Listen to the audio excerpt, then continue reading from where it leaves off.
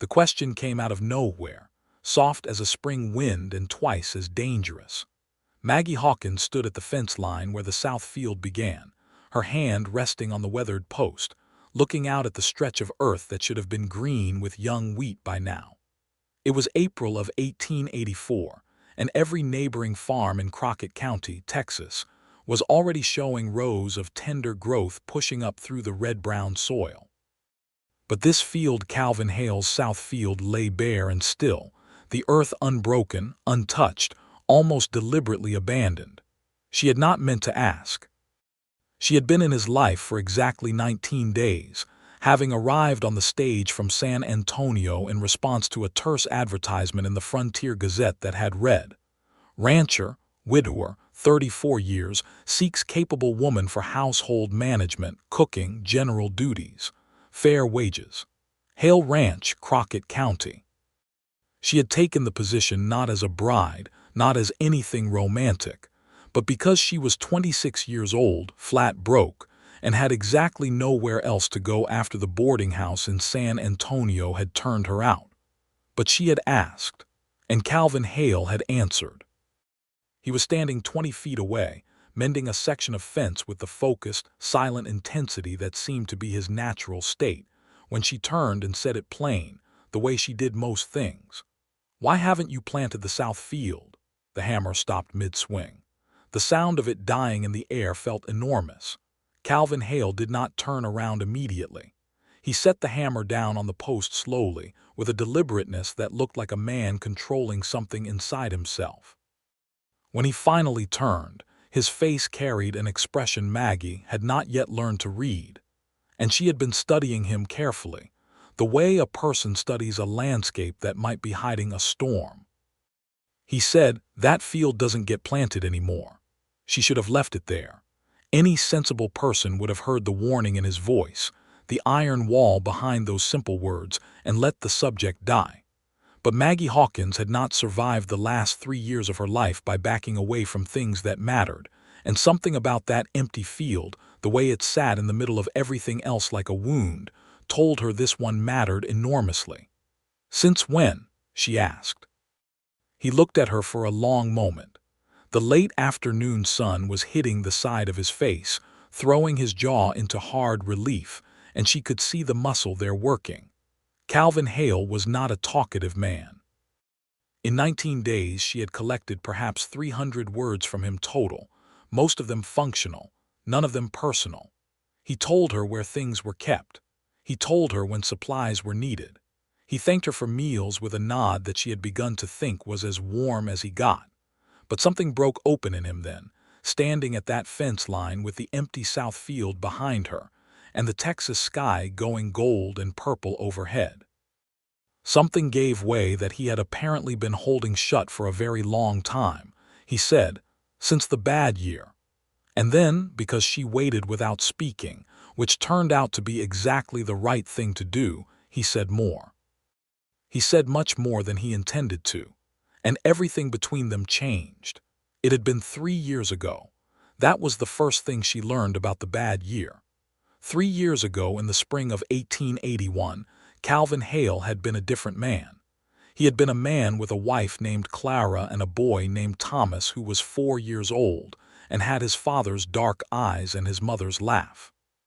He had been a man with 2 healthy fields, the north and the south, and plans to double his wheat yield that season because Clara was expecting again, and a larger family needed more income, and Calvin Hale was the kind of man who planned 3 steps ahead, who believed absolutely in the orderly cause and effect of hard work rewarded. He had planted the south field on a Tuesday in late March, just as the weather was turning warm. He had worked himself near to exhaustion getting the seed in the ground because he wanted it done early, wanted a good long growing season, wanted everything to go right. On the Thursday of that same week, Clara had gone into labor 6 weeks before her time. The doctor was in Sonora, 12 miles east. Calvin had ridden for him while a neighbor woman came to sit with Clara. He had ridden that distance at a pace that nearly killed his horse. He had found the doctor and brought him back in 4 hours flat, which was fast, which was faster than anyone had any right to expect. It was not fast enough. Clara was gone when they got back. The baby, a girl, they would have called her Ruth, had not survived either. Thomas was sitting in the front room with the neighbor woman, very quiet and very small, and he had looked at Calvin when his father came through the door and said, in a 4-year-old's voice that held a question he could not quite formulate, "Papa." Calvin's voice was entirely flat when he told Maggie all of this. He was looking at the south field, not at her.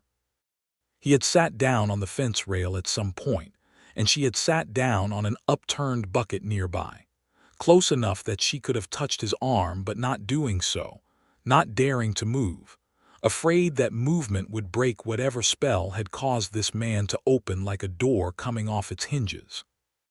The south field, he said, had come up beautifully that spring, despite everything. Despite the worst thing in his life happening in those first days of April, the wheat had come up green and strong and indifferent to human grief, the way nature always is.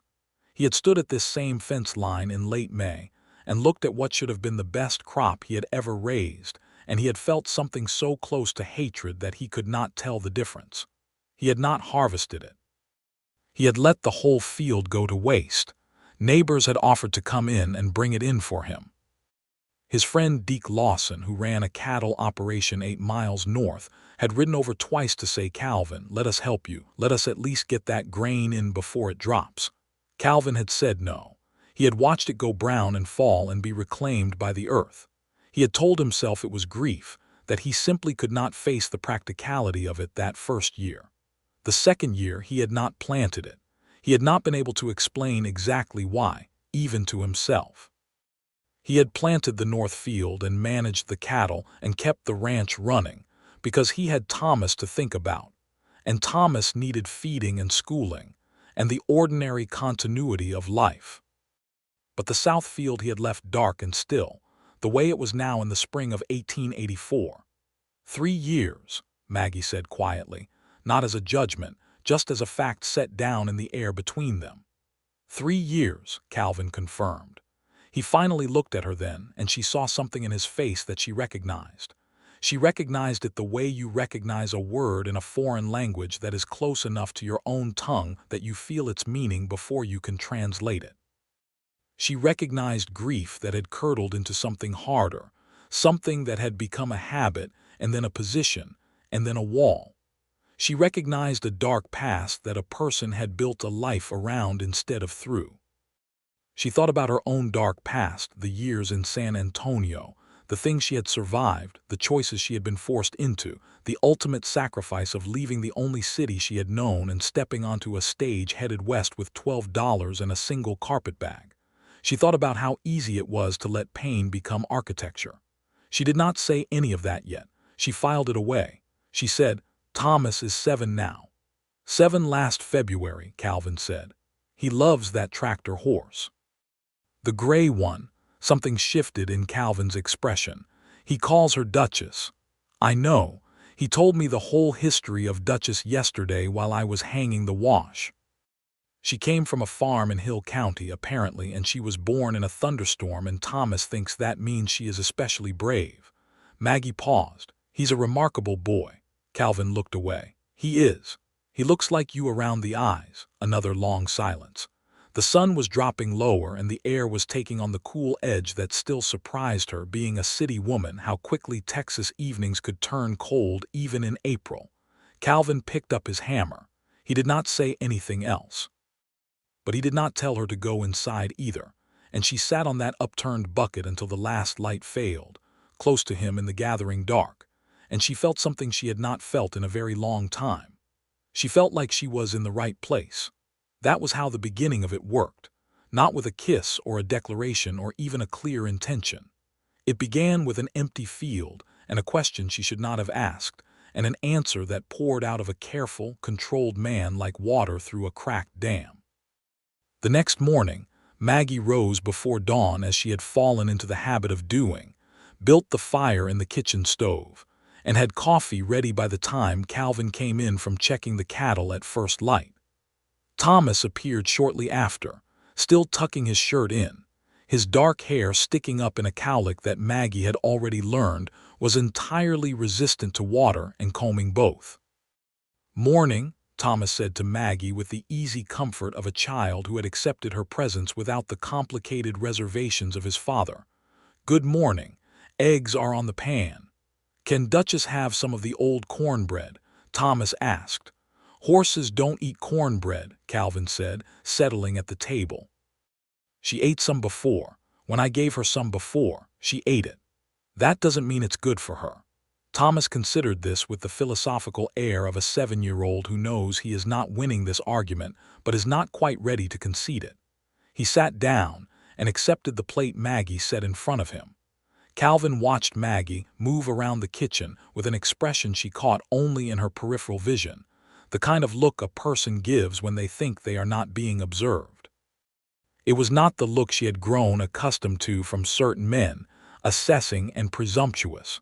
It was something more uncertain than that. It was the look of a man trying to recalibrate something he thought he had figured out. She poured his coffee and set it in front of him, and when she did, her hand came close to his on the table, not touching, just close. He looked at her hand briefly and then at the coffee and said, "Thank you." She had the distinct impression, for the first time, that he meant something more than the coffee. The days that followed were ordinary in their structure and extraordinary in what was happening underneath that structure. Maggie managed the household with the competent efficiency that had always been her strongest quality. She cooked and cleaned and preserved and mended and managed the accounts. She was better with numbers than Calvin had expected, and he had, with some visible reluctance, allowed her to take over the household ledger, which had been in a state of artless confusion. She organized the pantry. She established a system for the twice-weekly laundry that was more efficient than anything that had existed before her arrival. She taught Thomas, who was not yet in school, the nearest schoolhouse being far enough away that it required a ride Calvin hadn't managed to make work in his current routine, to read from the 2 novels and the Bible that constituted the ranch's entire library, supplemented by the almanac and the Frontier Gazette when it arrived. She was good at all of this. She had always been good at making order in chaos, but it was not the efficiency that mattered. What mattered was that she was genuinely there, present and attentive in the life of this place, in a way that no one had been since Clara. She knew this because Thomas told her things. Children are honest instruments, and Thomas told her that before she came, Papa burned the bacon almost every morning, and that the kitchen had smelled like smoke for so long he had stopped noticing it. He told her that Papa sometimes sat on the porch at night for a very long time before coming inside to sleep. He told her, in the artless way of children, that he did not remember Mama very well, only that she smelled like the lavender she kept in a tin on the windowsill, and that he missed that smell sometimes. Maggie ordered lavender sachets from the general store in Sonora the following week. She did not put them on the windowsill. She tucked them into the linen chest where they would release their scent slowly, indirectly into the sheets. She was not trying to replace Clara. She was trying to give Thomas back something small that he had lost. Calvin noticed. She knew he noticed because one morning he opened the linen chest for a fresh work shirt and he stood there for a moment longer than necessary, and when he came to breakfast he was quieter than usual. Not a bad quiet, a thoughtful one. It was the end of April when the next significant thing happened between them. Maggie had gone out to the south field alone, on a Sunday afternoon when Calvin was mending fence on the far north pasture and Thomas was napping. She had gone with no particular plan, just a need to look at the thing that lived at the center of the story he had told her. She walked the length of the field. It was perhaps 12 acres, she estimated, a good substantial piece of ground that sloped gently south and caught excellent sun. The soil where she crouched and dug her fingers in was dark and loamy, better than the north field by her judgment, richer, more forgiving. Something about that felt specifically cruel, that the best ground on this farm was the ground that had been left to grieve. She stayed there longer than she planned, and when she stood up and turned around, Calvin was standing at the field's edge watching her. She did not startle. She met his gaze across the distance. He walked toward her slowly, covering the ground between them with the long, unhurried stride of a man used to crossing large spaces. He stopped about 6 feet from her and looked past her at the field, and she watched his face do that complicated thing it did when he was feeling something he had not organized a response to yet. "You were measuring it," he said. It was not quite an accusation. "Not exactly." "What then?" She thought about how to say it. "I was trying to understand it," she said.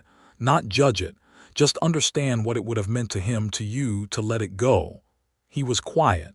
"It's good ground," she said. "Better than the North. I know that. It must have been something to watch that first crop come up and not be able to feel glad about it." His jaw worked. It felt like a betrayal. She looked at him sharply. That word. A betrayal of what? Of Clara, that the world just kept going, that the wheat didn't know. He stopped. He looked almost angry at himself for saying it. "The world keeping going isn't a betrayal," Maggie said carefully. "It's just the world." "I know that too, a beat." "Knowing it doesn't make it feel that way." She nodded. She understood that distinction precisely. "My mother died when I was 14, she said, not because she had planned to, but because it seemed like the right thing to offer in exchange for what he had given her. Fever. It was fast. 3 days and she was gone. I remember being furious at the birds that were singing outside the window. Furious." She shook her head. "Just furious that they hadn't noticed." Calvin looked at her. Something in his expression that had been held at a particular tension shifted very slightly. "What happened to you then?" he asked. "After," she hesitated. "Father remarried quickly. His new wife was not unkind, just there was not much room. I managed." It was a simplified version that left out the hidden motives and the forced choices, and the years of navigating a household where she was perpetually extra. But it was enough truth to be real. "You manage well," Calvin said. It came out with a roughness that made it sound less like a compliment, and more like an observation made under some duress, as if he had not entirely intended to say it admiringly but could not say it any other way. "I've had practice," she said.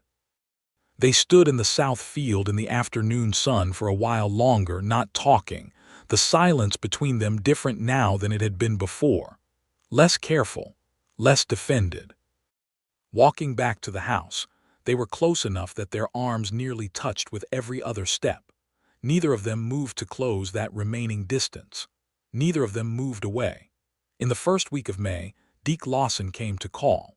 Maggie was aware of Deke Lawson before she met him, because Thomas had mentioned him several times. Uncle Deke, who was not a real uncle but the closest thing, who brought stick candy when he visited and sometimes let Thomas ride his quarter horse in the paddock.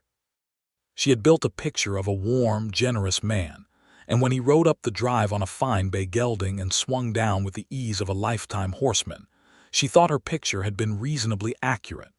He was perhaps 40, broad-shouldered, with a reddish beard going gray at the jaw and eyes that were warm and quick, and took in everything in a room in the first 10 seconds. He shook Maggie's hand with a directness she appreciated and said, "So you're the woman who figured out Calvin's kitchen. I've been told the eggs aren't charcoal anymore. That's a significant civic achievement." Maggie laughed, a real laugh, and she heard Calvin make a sound behind her that might have been a protest or might have been amusement and was probably both. They sat on the porch for an hour, the three of them, drinking coffee and talking. Deke was easy to talk to in a way that Calvin was not. He moved from topic to topic with fluid sociability, asking Maggie about San Antonio with genuine curiosity, filling her in on the history of the county, the other families, the rhythms of the place. But she noticed that he watched Calvin with an attentive care that spoke of long friendship and some concern. And when Thomas ran off after a jackrabbit with the ranch dog and they were briefly alone, Deke leaned forward and said to Calvin, low, "How are you doing?" Actual answer. Calvin's eyes cut briefly to Maggie, as if deciding how much her presence changed the calculation.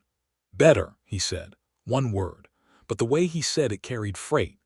Deke looked at Maggie and then back at Calvin and said nothing more, but the slight smile that crossed his face was the kind that contained a whole private paragraph. After Deke left, As the sun was dropping into early evening and Maggie was beginning supper, Calvin appeared in the kitchen doorway and leaned against the frame with his arms crossed. He watched her work. "He liked you," Calvin said. "I liked him," she said without turning around. "He loves you very much, that much is plain." A pause. "We've known each other since we were boys, came out from Tennessee together." He was the one who he stopped. She stopped stirring and turned around because the pause had that quality. "He was the one who stayed with Thomas when I rode for the doctor," Calvin said. "Him and his wife Margaret. They took Thomas home with them for 6 weeks after." He looked at the floor briefly. "I don't know how I would have managed without them." "Good people," Maggie said softly. "The best." He looked up. "I want you to know that about this place. That there are good people here. When things go badly, people come." She looked at him steadily. "Is that something you're saying to me because you want me to feel safe here?" He held her gaze. "Yes." It was the most direct, personal thing he had said to her. She felt it go through her like the first breath after a long underwater moment. "Thank you," she said. "Calvin." It was the first time she had used his given name. She had been calling him Mr. Hale. She had not consciously decided to change it. It just came out. She saw it register in his face, a slight widening of the eyes and then a settling, like a door finding its frame. "Maggie," he said quietly, and turned and went back out to finish the evening chores. She stood in the kitchen and breathed very carefully for a while. The crisis, when it came fast and without warning, the way crises in the West generally did. It was the second week of May, a Monday, when Calvin rode into Sonora for supplies and came back with a letter and a face the color of old ash. Maggie was in the yard when he rode in, and she knew immediately from the set of him on the horse that something had gone wrong. He did not look like a man who had received bad news. He looked like a man who had received a threat. He handed her the letter without speaking and went to put the horse up. She read it. It was from a man named Arthur Kane, who described himself as a land speculator operating on behalf of the West Texas Development Company. The letter was formal and precise, and carried the particular menace of polite legal language.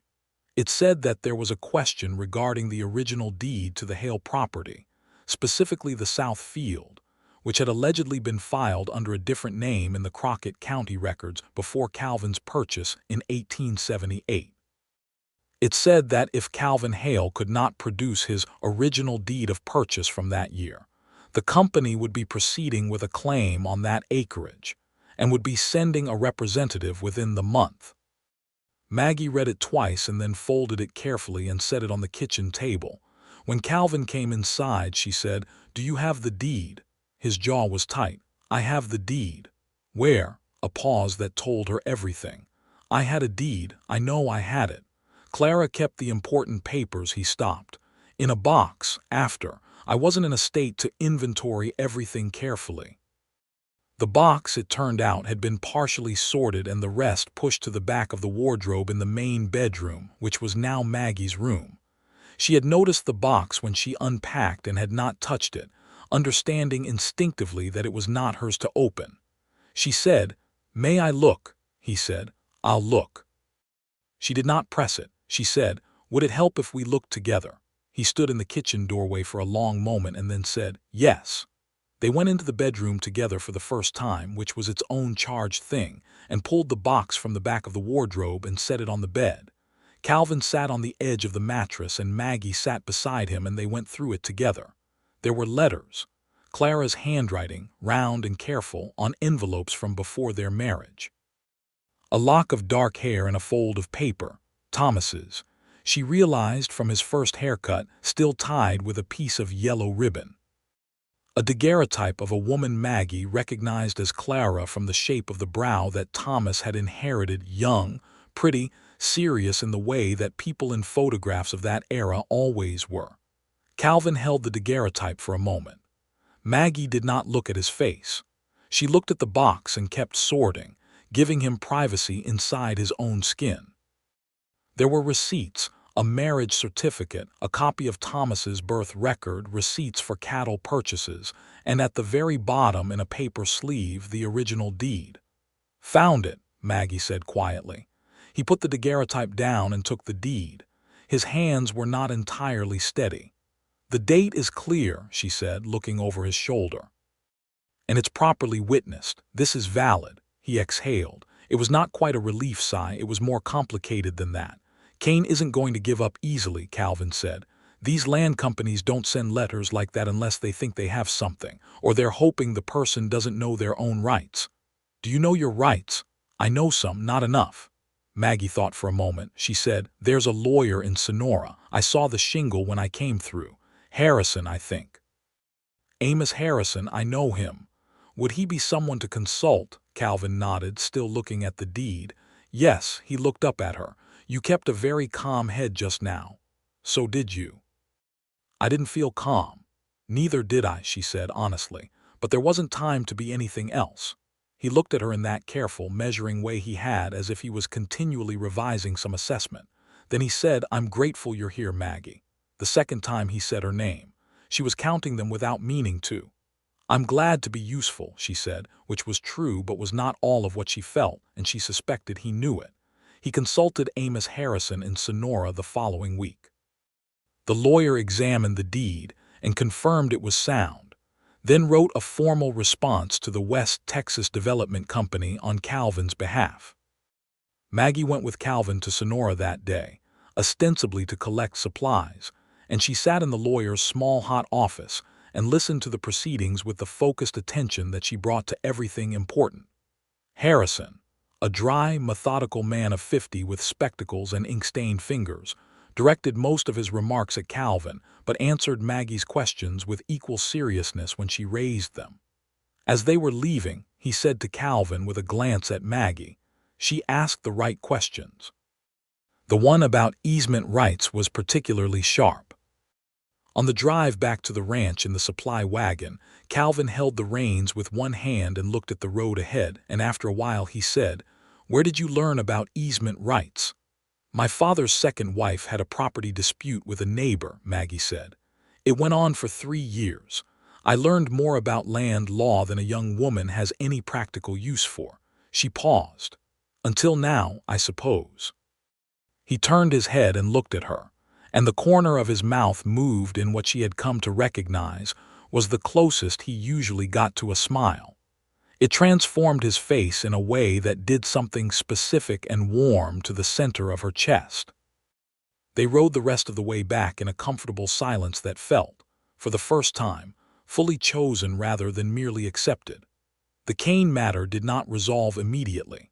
A representative from the West Texas Development Company did appear in June as threatened, a compact, humorless man named Pryor who arrived in a good suit that was wrong for the dust and met with Calvin at the ranch. Calvin had invited Maggie to be present, which Pryor had clearly not expected. He kept directing his remarks to Calvin, with the faint suggestion that Calvin could send the woman away, and Calvin kept not sending her away. Pryor produced documents that he claimed supported an earlier claim on the Southfield acreage. Documents that, when Maggie studied them quietly from her seat at the kitchen table while the men talked, showed several inconsistencies in dating and witness signatures that she noticed because she had spent the previous 3 nights reading through every land document Calvin owned by lamplight, cross-referencing what she found. She set down the documents and said, "The second signature on this page is dated a week before the first one." Pryor looked at her as though a chair had spoken. "That's not." He reached for the document and she moved it slightly so she could keep reading it. "And this notary seal appears on 2 separate documents from towns that are 40 miles apart, dated 3 days apart in March, which would have required a significant amount of rapid travel for a notary who was, according to the county records Mr. Harrison provided us, serving clients continuously in one location that month." She looked up. "These documents are not legitimate." The silence in the kitchen was complete. Calvin's eyes moved from the documents to Maggie to Pryor and back again, and his expression contained something she had not seen before, something that looked remarkably like wonder. Pryor gathered himself and made several official-sounding statements about the legal process and the company's right to pursue claims and the court system being the appropriate venue. Calvin showed him to the door with a quiet authority that communicated precisely how welcome a return visit would be. After the sound of Pryor's horse had faded down the drive, Calvin came back into the kitchen. "You had those documents prepared," he said. "Harrison helped me understand what to look for." "I just did the looking. You researched for 3 nights. I saw the lamp." She had not realized he had noticed. She felt color come into her face. It seemed important. He crossed the kitchen in 4 strides, and before she fully registered that he was moving, he had taken both of her hands in his, a gesture so direct and unprecedented that she went very still. His hands were large and were roughened and warm. "Maggie," he said, and her name in his voice like that had a quality she had never encountered before. "I need to ask you something." "All right," she managed. "When you answered that advertisement in the Frontier Gazette," he stopped, gathered himself. "What were you hoping for when you came here? What did you actually want?" She looked at their joined hands and then at his face, that careful, beautiful, guarded face that she had been reading like a complicated text for 2 months now, and she said the true thing. "I wanted a place," she said. "I wanted somewhere to belong. I had been moving through the world for a long time without a place that was mine." She paused. "And I suppose I was hoping that this might be it." His grip on her hands tightened almost imperceptibly. "I told myself I was looking for a capable woman to run the household," he said. "That was what I told myself." He looked at the window over the sink, the same window where Clara's lavender tin had once sat. "I don't know exactly when I stopped believing that." "When did you?" she asked. "The day at the South Field," he said.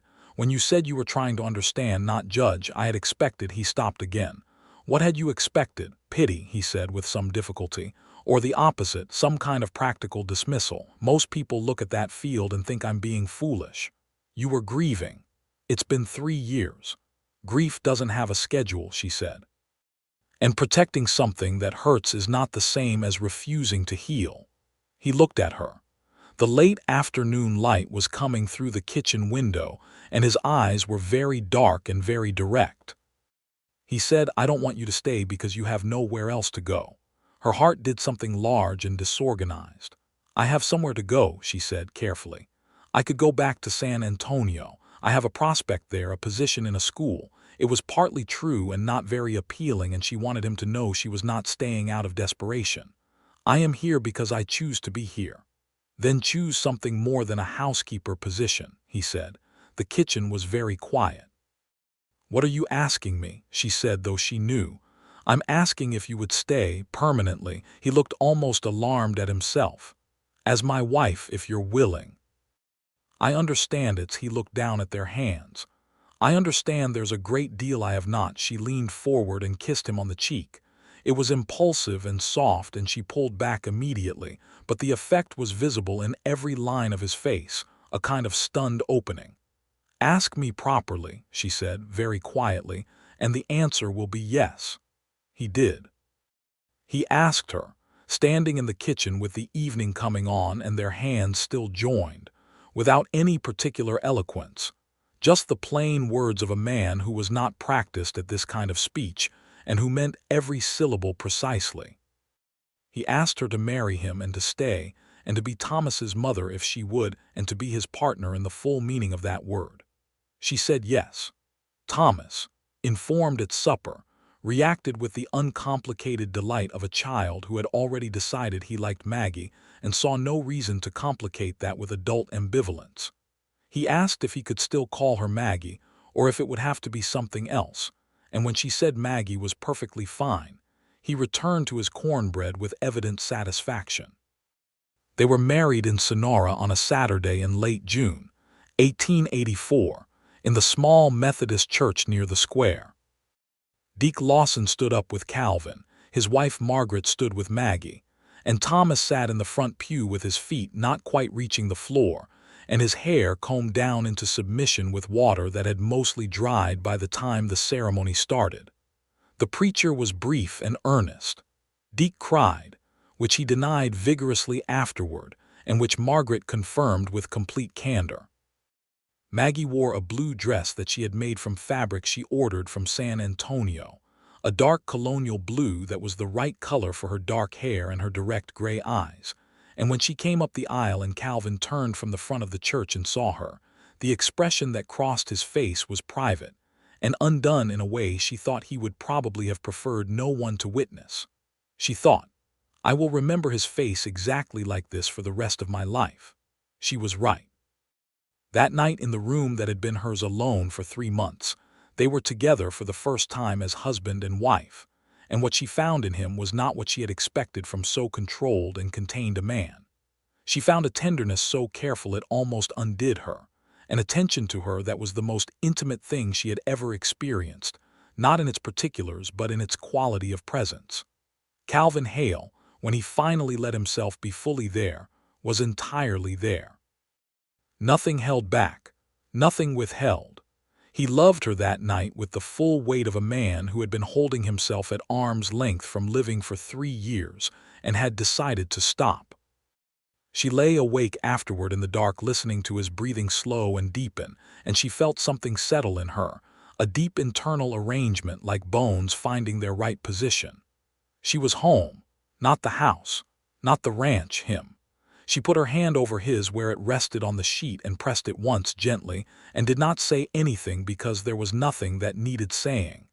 July brought the Kane matter to its conclusion, or near to it. Harrison's letter and the documented inconsistencies in the development company's paperwork had their effect, and the company withdrew its claim on the South Field with the huffy non-explanation that such companies use when they are in retreat but will not admit it.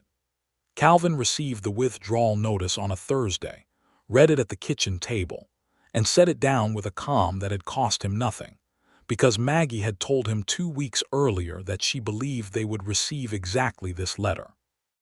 "You were right," he said. "I know," he looked up. "That is a significant amount of confidence. I had good evidence for it. You usually do."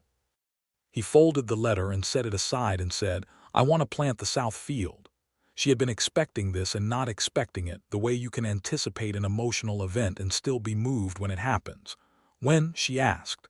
"The season is too far gone for this year," he said. He was looking at the table. "But I want to be ready to plant it in the spring. I want to—" He stopped. "What?" she said gently. "I want to do it right," he said. "I want to plant it with intention. Not because I should have been doing it all along, not because it's wasteful not to." He looked at her. "I want to plant it because it's time. I think it is time," she said. "Will you help me with the preparation? Later in the summer, the turning over, the soil work. I want your hands on it too." She reached across the table and put her hand over his. "Yes," she said. He turned his hand over and held hers. In August they turned the South Field together, the two of them working alongside each other through the long hot days. Calvin with the breaking plow and the draft horses, Maggie clearing stones, and working the compost from the barn into the soil with a fork, while Thomas, who was on summer holiday from the arrangement they had worked out for him to attend school 3 times a week in Sonora, generally alternated between helping and finding distractions involving the ranch dog. The work was hard, and Maggie was not a farm girl, had never been one, and there were days when her back ached and her hands blistered, and she thought with some rueful affection about the life she had been living in San Antonio before she answered a terse advertisement in a newspaper. Then Calvin would come up beside her and without comment hand her his water canteen or take the fork from her hands and work the particularly difficult section she was struggling with, and she would think, "No, this is the life." She caught him once standing in the center of the turned field alone when he thought no one was watching. He was very still, looking at the dark earth, and his face was doing that complicated thing, that working through something thing. She watched from the fence line. He said something she could not hear, too quiet and too distant. She thought it was probably Clara's name. She thought that was right and proper, and she felt no jealousy, only a kind of witnessing reverence. This was him laying something down, and he needed to do it in his own way. When he looked up and saw her at the fence, there was no embarrassment in his face, just openness. He crossed the field to her. "The soil is good," she said. "Better than I remembered," he said. "It's been resting." He put his arm around her shoulders and she leaned into his side, and they stood looking at the field together for a while. Two people with dark pasts and forward intentions standing on ground that had earned its rest. In the fall, Maggie discovered she was expecting. She had suspected for a few weeks before she allowed herself to be certain, and then she held it for a few days more, turning it over, understanding it, before she told Calvin. She told him on a Sunday evening on the porch, after Thomas had gone inside to read. It was the kind of October evening that Texas does particularly well, the sky going amber and deep pink over the flat horizon, a slight wind with just a hint of the colder weather coming, everything saturated and particular. She said simply, "I believe we're going to have a baby." Calvin was very still for a moment. She watched him from the side, watching the stillness, waiting. He turned to look at her, and his face was, she would spend years afterward trying to describe it and never quite manage. His face was so open and so complex and so vivid, everything that was usually held in careful check simply present and alive. Joy and fear and love and memory and hope, all of it, all at once. He put his hand against her face. His thumb moved along her cheekbone with the gentleness that was always surprising in such large, capable hands. "Maggie," he said. "I know," she said, though he had not finished a sentence. "Are you?" "I'm well, I feel well. We'll go to the doctor in Sonora, regularly, not just at the end, regularly throughout." "Yes," she said. This need not be said explicitly between them, given everything, but she appreciated him saying it. She covered his hand with hers where it rested against her cheek. "I'm very happy," he said. It came out with some effort, as if happiness was a language he was still learning to speak without translation. "So am I," she said. "Very." He pulled her close with the arm that wasn't still curved against her face, and she rested against his chest, and they sat on the porch watching the Texas sky finish its evening performance, and neither of them felt the need to say anything else. Thomas, told the following day, asked a series of practical questions about sleeping arrangements and the fair allocation of Duchess's time before arriving at the conclusion that this was generally positive news. He then spent the afternoon informing Duchess at some length about the forthcoming change in household composition. Winter settled in, mild as West Texas winters generally were, but sharp on certain mornings, and the ranch life contracted in the way of agricultural life in cold months, more interior hours, more fireside evenings, more of the slow accretion of a shared life's small rituals. Calvin was reading more.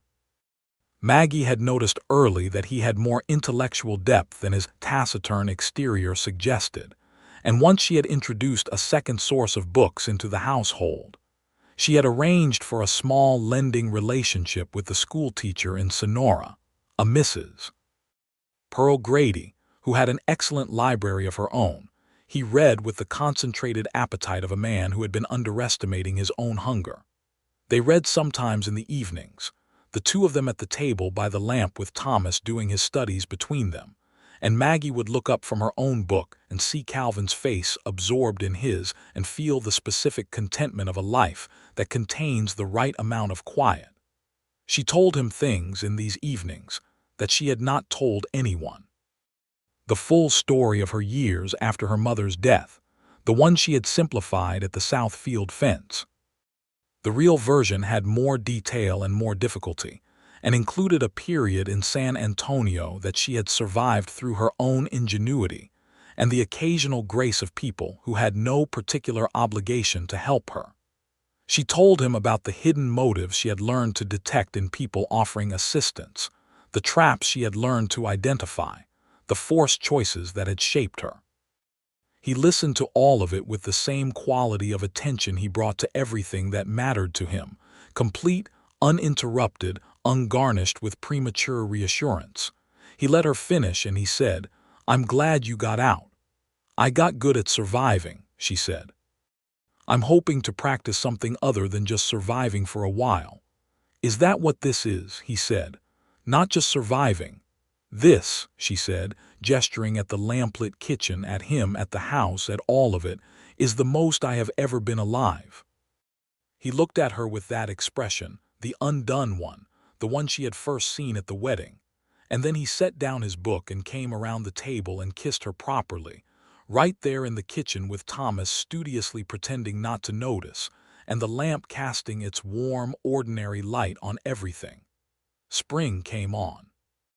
The spring of 1885 arrived with a particular benevolence, the rains coming at the right times, the temperatures climbing slowly and evenly, and the Hale Ranch moving through the seasonal turn with the purposeful momentum of a place that had gotten its house in order.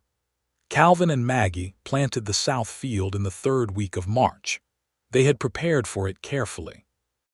They had ordered seed in February, a good quality wheat seed from a supplier Calvin had used before, and they had prepared the soil through the last weeks before planting, working it to a fine, loose readiness.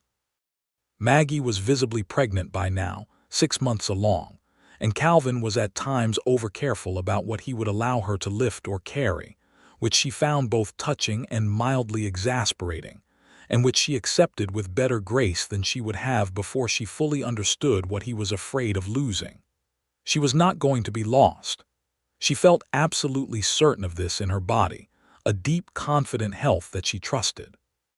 But she let him fuss slightly, because she understood that his care was not truly about her physical capability. It was about love expressing itself as vigilance, because that was the only language this man had ever found adequate for the size of what he felt.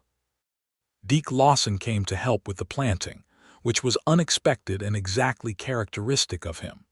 He arrived with 2 of his ranch hands and they worked all of the first day together, a long, satisfying day of labor in good company. And in the evening they ate supper at the Hale table, the whole group of them, loud and comfortable. And Maggie thought that this was also what had been missing from this place: other people, noise, the generosity of community. She had introduced a little of it without quite planning to, and it had changed the atmosphere of the ranch in the way that opening windows changes a room. That night, after everyone had gone and Thomas was in bed and the house was quiet, Calvin took Maggie out to the south field. It was dark and the stars were extremely present, the way they are in West Texas without city lights to soften them, and the turned soil of the field was dark beneath the sky, and you could see the rows where the seed had gone in. They stood at the edge of the field. Calvin put his arm around her and she leaned against him, his hand resting on the round curve of her belly, and they looked at what they had planted. "It's in," Calvin said. "It's in," she agreed. "By June it'll be coming up." "Before the baby comes," she said. The baby was due in late July. "Before the baby comes," he confirmed, and she heard in his voice that he was making a kind of internal accounting, a setting of things in order, a marking of new against old. He said Clara would have he stopped, a different kind of stop than the old ones, not a wall coming down but a thought being worked through. She would have been glad, Maggie said. "About all of it, I think she would have wanted you to be glad." "I think so too," he said. "I think I was punishing myself. The field. Leaving it empty. I knew it didn't bring her back. I knew," he pressed his cheek against the top of Maggie's head, "but it felt important to keep something wrong. Because if everything was right again, then it was like she had been." He did not finish. "Replaced," Maggie said quietly. "Yes. She hasn't been replaced," Maggie said. "Thomas carries her, you carry her, the memory of her lives in this place. But love is not a limited resource, Calvin. It is not the case that my being here uses up something that belongs to her." He was very quiet for a long time after that. Then he said, "When did you become so wise?" "I have always been this wise," she said. "I just had nowhere useful to put it for a long time." He turned her toward him and held her face in both hands and kissed her forehead and then her mouth, and she stood in the darkness in the south field with the planted ground under her feet and her husband's hands on her face, and felt the full weight and grace of everything. The wheat came up in May, as predicted, green and strong and indifferent to the human significance of its arrival, which was exactly as it should be. Calvin stood at the fence line where Maggie had stood that April afternoon in 1884 and asked her question, and he looked at the green rose, and she stood beside him, very large with the baby now, and he put his arm around her and held her close. "Look at that," he said. "I know," she said. "It's a good crop. It's going to be an excellent crop. I should have." He started and stopped, and she shook her head. "It happened when it happened," she said. "Things do." A pause, then a very small, warm sound from him that was not quite a laugh. "You know," he said, "for a woman who was not planning to be a farmer's wife, you are remarkably comfortable with agricultural determinism." She laughed, surprised into it. "I have been thoroughly instructed," she said. "I have lived with a man who can discourse at length on soil quality and seed timing, and I have become, quite against my original nature, a person with strong opinions about wheat." He was smiling fully, without reservation, and she thought she would never get tired of seeing that, his face in the full brightness of an uncomplicated smile. The baby arrived on the 22nd of July, 1885, in a manner considerably less dramatic and more successful than the last time Calvin Hale had waited out a labor in this house, thanks in part to the arrangement he had made with the midwife in Sonora, a capable, unflappable woman named Mrs. Cole, who had arrived 4 days before the due date and installed herself in the spare room with the equanimity of a person who had attended several hundred births and found them entirely manageable. The baby was a boy. He arrived in the afternoon, healthy and indignant, and Calvin, who had been allowed to remain in the room, was present for the first breath of his son's life in a way he had not been for either of his previous children. He held the boy, and his face was entirely open, all of it, nothing protected or guarded or held back, just a man fully present in the best moment of his life thus far. "James," Maggie said from the bed, watching Calvin hold the baby. They had agreed on names. James for a boy, named for Calvin's father. "Hello, James." Calvin looked at her over the baby's head, and the expression on his face was the most complete thing she had ever seen in a human being. Every part of him in one place, in one feeling, all at the same time. Thomas was called in from where Deke had been keeping him occupied in the yard.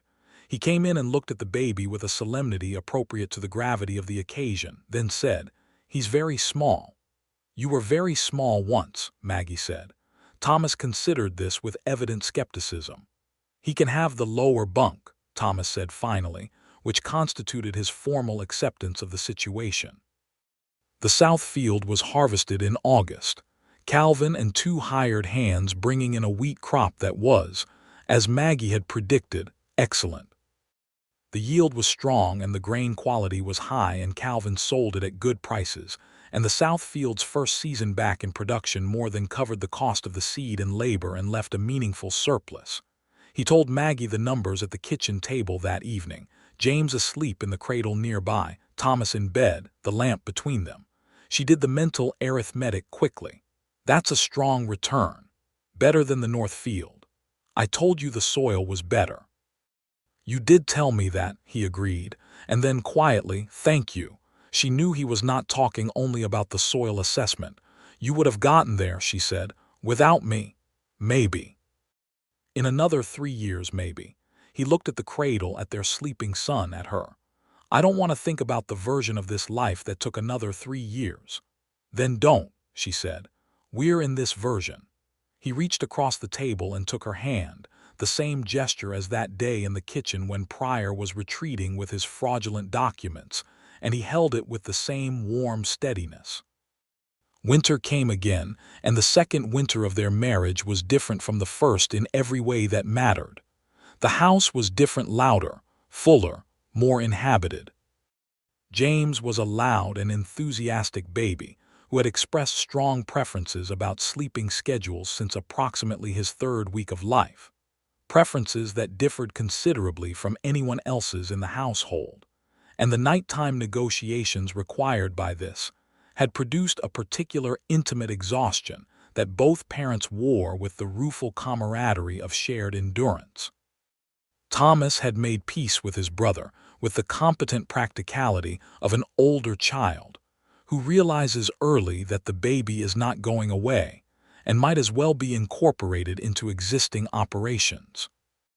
By October, he had appointed himself James's primary non-parental supervisor, and took this role with great seriousness, particularly as regarded the inappropriate reaching of small hands toward Duchess-related equipment. Deke and Margaret Lawson came to supper in November, and Margaret held James for the entire evening with an expression of unguarded delight that made something in Maggie's chest ache gently, because she knew from Deke's quiet mention that they had never had children of their own, and that this was a sorrow in their life they had learned to carry with grace.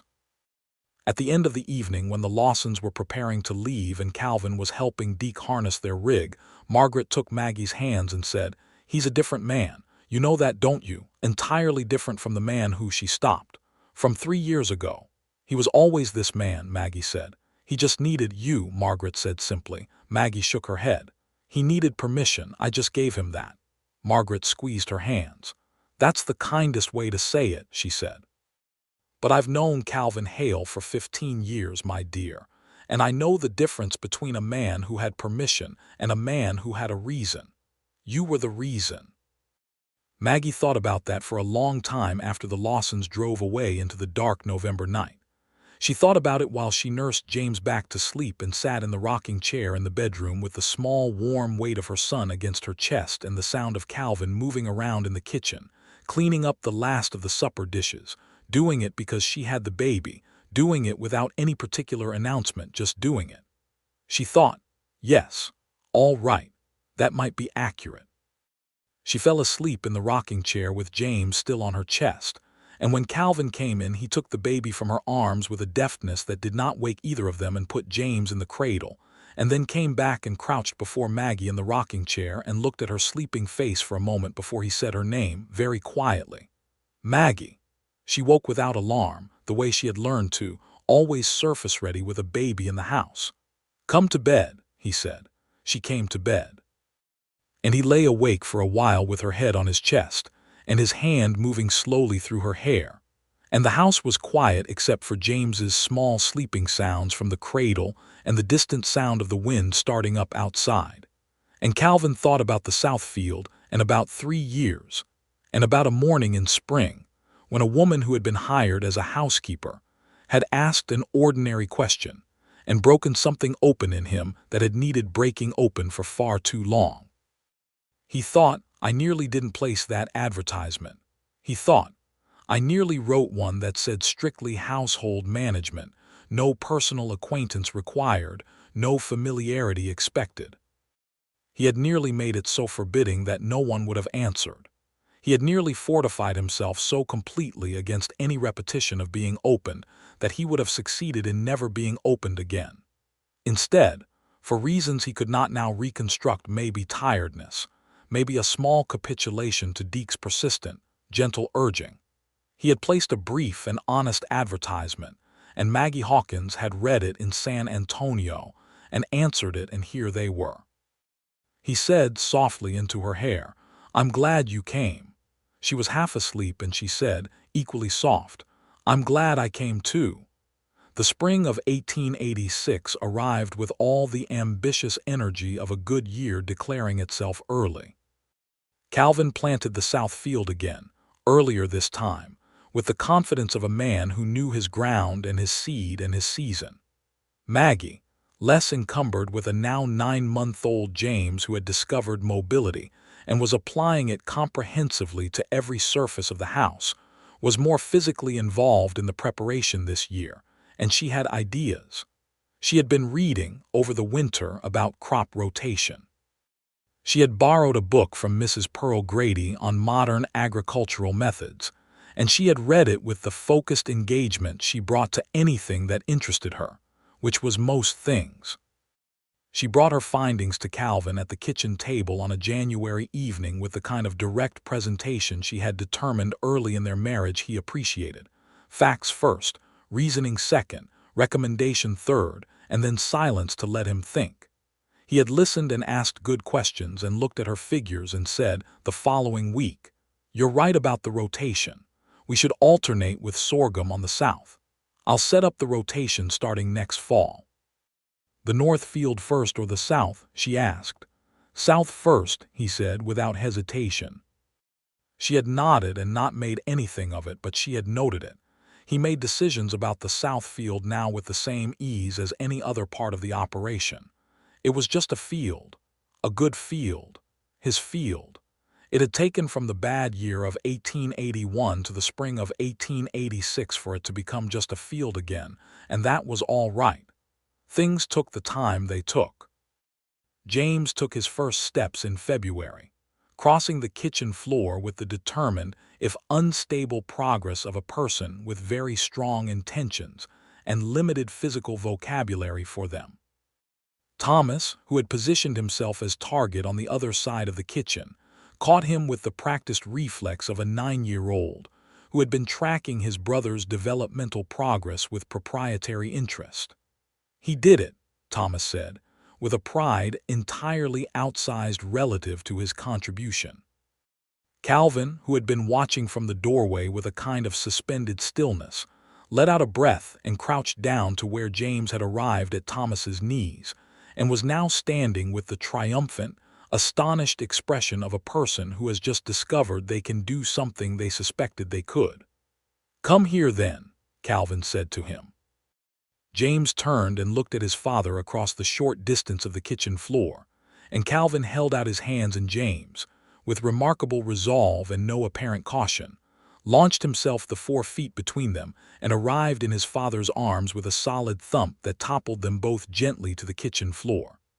Maggie watched from the stove, spatula still in her hand, and felt the particular and extraordinary happiness of a life that had become, simply and completely, her life. She thought, "I asked about an empty field, and he told me more than he intended to, and everything changed."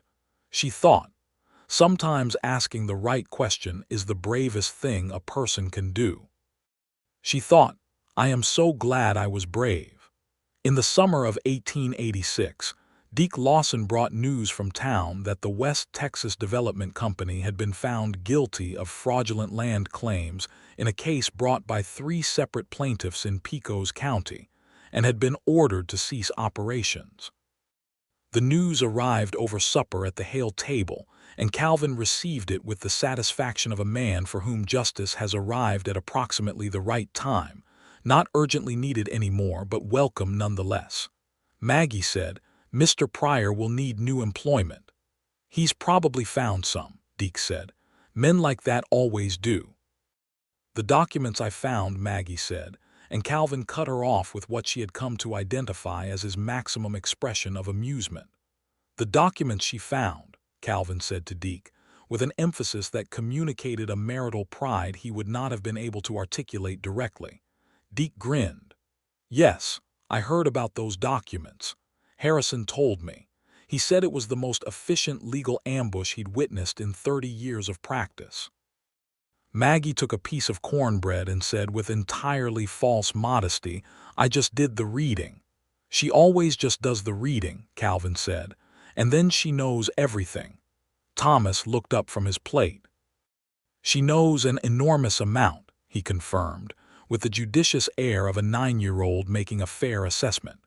Maggie caught Calvin's eye across the table, and they shared a look that contained several sentences, the way long familiarity makes possible, and she thought, this table, these people, this is what I was looking for all those years without knowing the shape of it. The harvest of 1886 came in and was strong, both fields performing well, the rotation plan already showing its initial effects on soil health. Calvin expanded the cattle operation modestly, adding 20 head that fall, and hired a young ranch hand named Eduardo Garcia, a 20-year-old from a family that had been in this part of Texas since before it was Texas, whose quiet competence Calvin recognized immediately and whose presence added a new personality to the rhythms of the ranch. Eduardo had an easy way with Thomas, who was now old enough to be useful in practical ways, and who followed Eduardo around the ranch with a focused apprentice's attention, learning the particular skills that came from Eduardo's own upbringing, things about the land and the animals and the weather that were not in any agricultural textbook, but were deeply embedded in generations of knowledge about this specific ground. Maggie appreciated Eduardo's presence for other reasons too. She had noticed, particularly in the months after James's birth, that the ranch's isolation could sit heavy on certain days, and having another adult around shifted the atmospheric pressure of the place in a useful direction.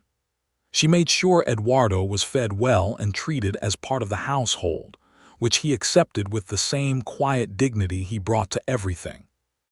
By the fall of 1886, 2.5 years after Maggie Hawkins had stepped off the stage in Sonora with a carpetbag and $12, the Hale Ranch was a different place. Not transformed, it was recognizably the same enterprise on the same land, but it had more life in it, more noise, more laughter, more people sitting at the table, more of the ordinary rich business of living. And at the center of it, the two of them, Calvin Hale, who was still not a talkative man and who still expressed himself in actions more readily than words, but who had found in his second marriage a kind of personal fluency he had not known he was capable of, who met Maggie's directness with his own, who argued with her about crop rotation and book choices, and how much latitude Thomas should have at 14, and who was always, always present, fully there, both feet in, nothing held back. And Maggie, who had spent years being capable and efficient and effective in circumstances that did not quite fit her, who had finally found a situation where all of her, the sharpness and the warmth and the readiness and the need to belong, could operate at full extent without apology, who had found in Calvin Hale a man steady enough to stand next to someone as alive as she was without being diminished or exhausted by it, who was, in the private vocabulary they had built together, her person. One October evening in 1887, they were on the porch at dusk. James was 2 and asleep. Thomas was inside doing his schoolwork. Eduardo had gone home to his family's place nearby for the evening, and the sky was doing its amber and purple thing that Maggie still loved despite 3 years of Texas sunsets. She said, "I think I might be expecting again." Calvin was quiet for one beat. Then, "When do you think?" "Late spring, I'd guess. June, maybe." He reached over and took her hand from where it rested on the porch rail. "How do you feel?" "Good," she said. "Well, the same as with James." He squeezed her hand. "We'll make the arrangements with Mrs. Cole early." "Yes." She leaned her head on his shoulder. "I was thinking if it's a girl, I'd like to call her Clara." The silence that followed was long but not uncomfortable. She felt him breathe. "Yes," he said finally, "I think that's right." "Are you sure?" "I'm sure," he said. "Clara should be in this house in some form." A pause. "She would have liked you. I've thought about that." "I've thought about it too," Maggie said. "I think I would have liked her." "She was direct," Calvin said. "Like you. She didn't have much patience for nonsense. She would have made you work for it if she'd met you, but once she'd made up her mind, that was that." He paused. "She made up her mind about me in about 3 weeks and never changed it." "Good judgment," Maggie said. He laughed. She loved his laugh, still something a little surprised in it, as if pleasure continued to catch him slightly off guard, though less so than it once had. "Good judgment," he agreed. They sat until the stars came out and then went inside to their life. The baby born in June of 1888 was a girl, as Maggie had suspected from the early signs, and they named her Clara Ruth Hale, for both the women who had never gotten to stay. She arrived in the morning with Mrs. Cole in attendance and Deke and Margaret in the yard waiting, and she was healthy and loud, and had Calvin's dark hair and Maggie's gray eyes and her own opinions from approximately her second day of life, which was entirely fitting. Thomas, now 11, received her with the seasoned equanimity of a boy who had already been through the arrival of one sibling and knew the general arc of the situation. He looked at her for a long moment and said, "She looks angry." "She'll calm down," Maggie said. James looked angry too, and he calmed down, Thomas allowed, which was generous. James, at 2.5, looked at his sister with the profound interest of a child encountering something genuinely novel and said, "Baby," with great satisfaction, as if he had identified something that had previously been uncertain. Calvin held his daughter and was, again, entirely undone by it, the same openness, the the same full presence but different now because he was a different man than he had been when James was born. Less afraid, more simply glad. He looked at Maggie over the baby's head and said, "Clara Ruth." "Clara Ruth," she confirmed. He came to her and kissed her, Clara Ruth between them protesting the change in position, and Maggie laughed against his mouth. In the years that followed, the South Field continued to be planted, season after season, producing good wheat in good years and adequate wheat in difficult ones, participating in the full ordinary drama of agricultural life without being asked to carry any meaning beyond what it actually was. A field, a good field, 12 acres of dark loamy soil that rewarded the attention given to it. Calvin and Maggie grew older in the way that people who are genuinely happy do, not unchanged, not untroubled by the ordinary difficulties of living, but continuously themselves and continuously together. There were hard seasons. A drought in 1890 that tested everyone in Crockett County severely and required careful management and some sacrifice. There was the illness that went through the county in the winter of 1891 and hit young Clara hard for several weeks, frightening weeks that Maggie and Calvin got through by being the people they were, steady and present and practical, trading the fear between them in the dark hours of the night, so it never built to unbearable in either of them separately. There were Thomas's years of adolescence, which required a particular kind of navigation, and James's different but equally vigorous version of the same developmental territory a few years later. There was the question of Thomas's future, debated extensively over many kitchen table evenings, which resolved itself when Thomas, at 19, expressed a clear and serious desire to study veterinary medicine, a field that Calvin recognized would serve the whole county, and that he quietly funded with the proceeds from several excellent South Field harvests. Thomas went east to study and came back 3 years later with a certificate and a wife named Anna, a quiet, observant young woman from Dallas who needed exactly the time Maggie gave her to find her feet in this place, and who found them, and who was welcomed entirely. James grew into a young man who had Maggie's quickness and Calvin's steadiness, and who discovered, in his middle teens, that he had a talent for the mechanical, for the equipment and machinery that was beginning to appear in agricultural life as the century moved toward its close. He was never going to be a farmer in quite the way his father was, but he became the person on whom the mechanical operation of several farms in the county depended, and this was its own kind of belonging to the land.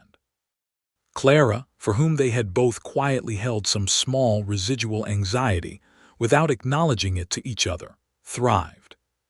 She was an emphatic child, then an emphatic young person, with strong preferences and no reluctance to express them, who had her grandmother Clara's directness filtered through Maggie's particular quality of attention and Calvin's deep stubbornness, and who grew up knowing exactly who she was and largely unconcerned with whether anyone else found this convenient. Deke Lawson died in the spring of 1895, quickly and without much suffering, of a heart that had been quietly unreliable for years without announcing itself. It was a loss Calvin felt deeply, in the way of losing a friendship that had been there long enough to become part of the architecture of the self. Maggie sat with Margaret through the first days, the way Margaret had sat with Calvin a long time ago, and afterward they were closer than they had been, the two of them, knit together by the particular intimacy of shared grief. Margaret came to Sunday supper at the Hale Ranch nearly every week after that, and she was there the Sunday in the fall of 1895, when Maggie and Calvin sat at the head and foot of a table with Thomas and Anna and James, and Clara and Margaret around it, and the lamps were lit against the October dark.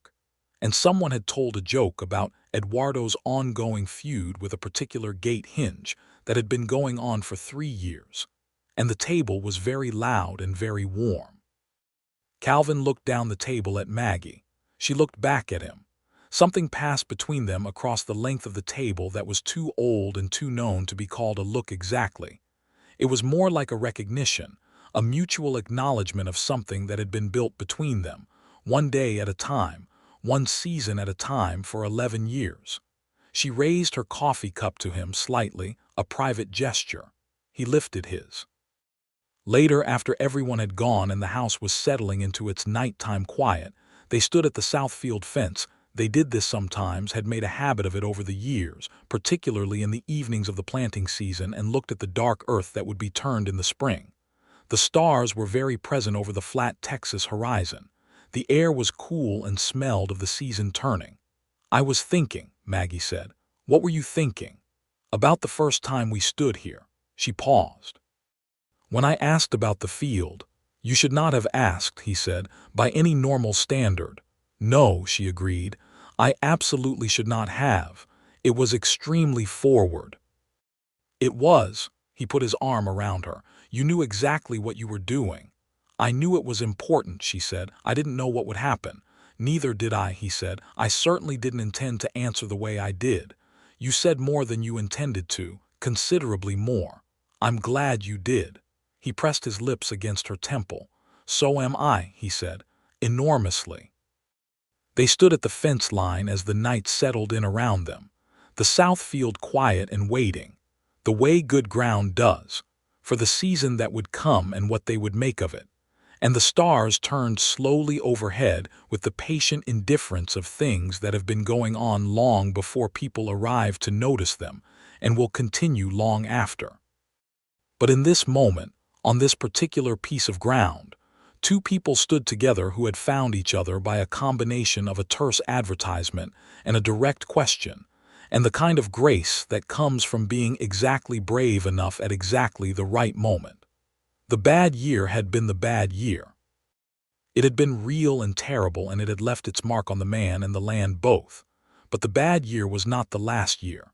The bad year had been followed by more years and more after that, each one different, each one adding its own layer to the story of this place, and the story was not finished, and it was not tragic, and it was not over.